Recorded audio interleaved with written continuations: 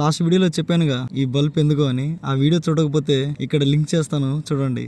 ఆ బల్బ్ ఎందుకంటే మన బైక్ ఇండికేటర్ వర్క్ చేయడం మానేసింది. అందుకని ఆ బల్బుని నేనే చేంజ్ చేయాలని డిసైడ్ అయిపోయాను. ముందుగా ఇండికేటర్ పైన ఉన్న క్యాప్ ని రిమూవ్ చేసేసాను. మనం తీసుకున్న బల్బ్ ని ఇన్సర్ట్ చేసి చూస్తే అవి కూడా వర్క్ చేయట్లేదు.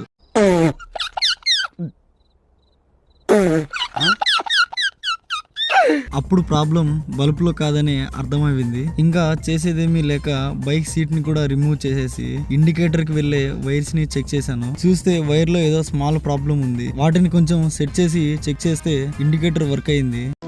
కాలిఫోర్నియా స్టాన్ఫర్డ్ యూనివర్సిటీలో లాస్ట్ ఇయర్ ఎథికల్ హ్యాకింగ్ లో టాపరు కదా. చూడండి, అంటే మనం కొనుక్కొచ్చిన బల్బ్స్ 2 వేస్ట్ అయిపోయాయి అన్నమాట. ఇంకేముంది, ఇండికేటర్ ప్రాబ్లం సాల్వ్ అయిపోయింది కాబట్టి సీట్ ని మళ్ళీ ప్రాపర్ ఫిట్టింగ్ చేసుకున్నా.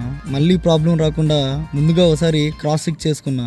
ఫైనల్లీ బల్బ్ ప్రాబ్లం అనుకుంటే వైర్ దగ్గర ఉంది. ఈ వీడియో మీకు నచ్చినట్టయితే ఫాలో చేసి లైక్ చేయండి మన ఎస్కోలాక్స్ పేజీని. ఉంటాను, ఇక నెక్స్ట్ వీడియోతో మీ ముందుకు వస్తా.